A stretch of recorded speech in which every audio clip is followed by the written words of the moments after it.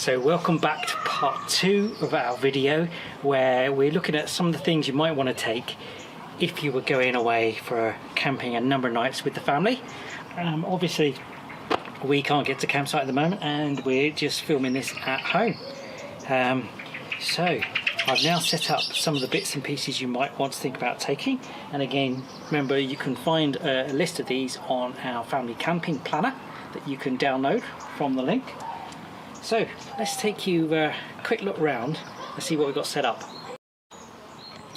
Of course, having somewhere to sit and eat is ideal, but not necessarily needed depending how old your kids are. This is an ideal, perfect thing we've had since ours were quite a bit smaller. The seats aren't too high, perfect for kids, and as a smaller adult you can easily squat on there. But it's a good picnic table, it unfolds. There's lots of things like this available.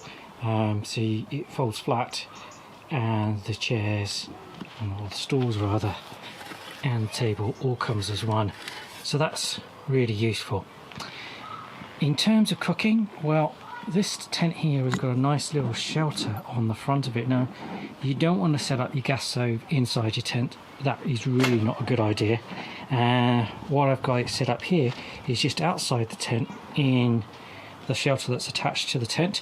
Obviously you don't want anything going anywhere near the tent fabric at the back.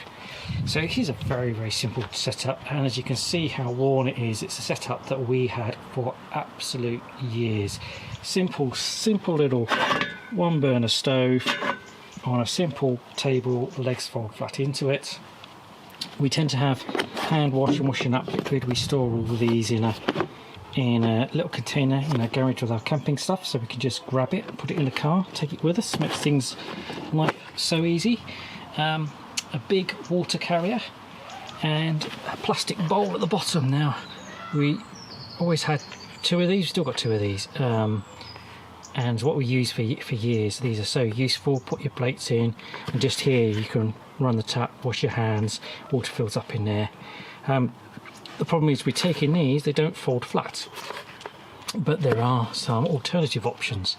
So there's a very simple setup. Now, if you're going away on a camping holiday, you really need to ask yourself, how much cooking are you going to do? There's obviously breakfast, there's lunch, there's dinner, but you might be at a campsite that's got facilities, you might be near a pub, you might be eating out, and probably in the day you're probably taking picnics.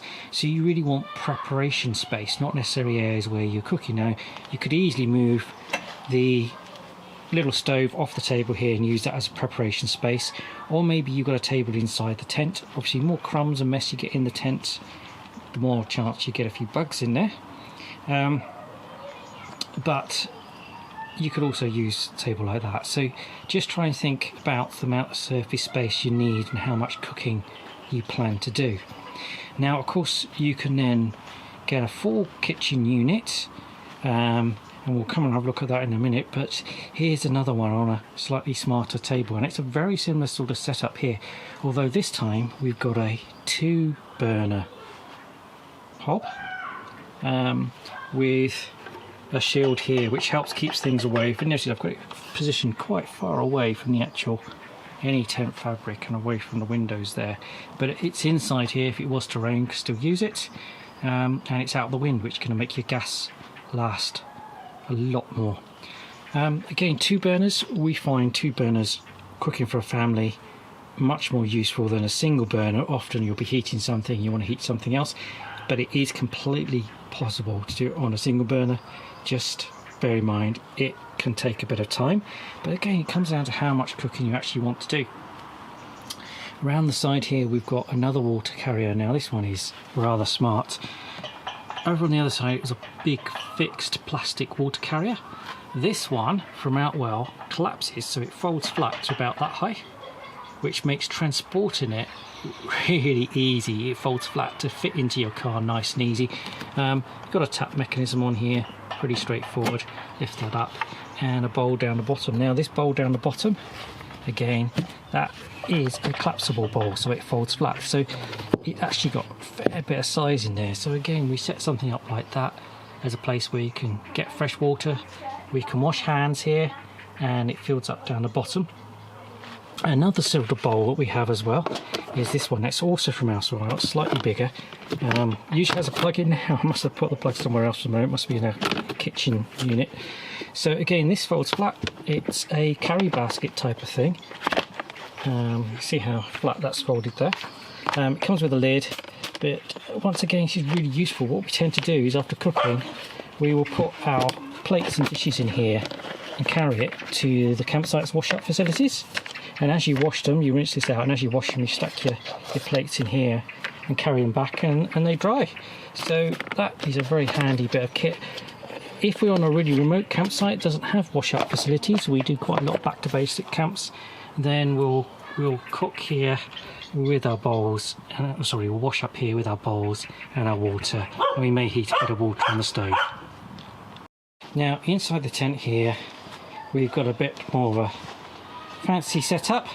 Now this is on a unit here which you could have to store pots and pans and food and stuff inside. Now you wouldn't normally ever cook in your tent, and that is really because of the carbon monoxide poisoning with potential risk of gas leaking into your tent. Obviously you don't want to cook anywhere near with flames that can catch the side of your tent either. So flames and carbon monoxide means you don't normally cook in your tent. However, if you've got something like this is a special camping induction hob. So you'd have to be on an electric hookup at the campsite, but this is a simple induction hob. You need a metal based pan, sits on there, and this warms up. It's only a single hob, but again, you think about your camping setup and what will really suit you. And of course, one thing when we do use electric hookup, having an electric kettle really saves time on boiling water and having a cuppa. But that's another way you might want to set up your eating arrangements. So hopefully that's given you a few ideas. Of course, download our family camping planner to build out your own checklist of things you want to take camping, but hopefully that's given you a few ideas on setting up your eating and cooking areas. Join us in the next video where I try to get this all into the car boot.